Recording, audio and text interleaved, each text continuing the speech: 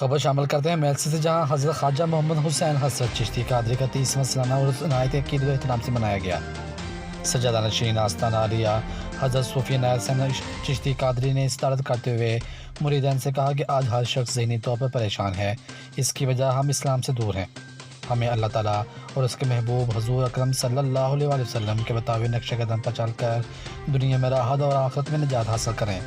اللہ تعالیٰ اور اس کے محبوب صلی اللہ علیہ وآلہ وسلم سے محبت میں ہی سکون قلب ہے۔ ان کا مزید کہنا تھا، آج کے نوجوانوں کو دنیاوی تعلیم کے ساتھ ساتھ دینی تعلیم وقت کی اہم ضرورت ہے۔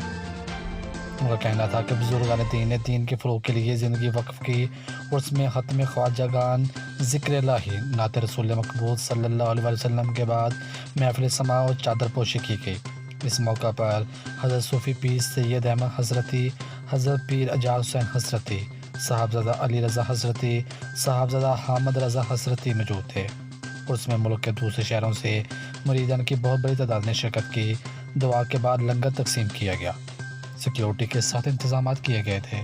مزید خبروں تفصیلات کے لیے دیکھتے رہیے پاسبان لائیو نیوز HD۔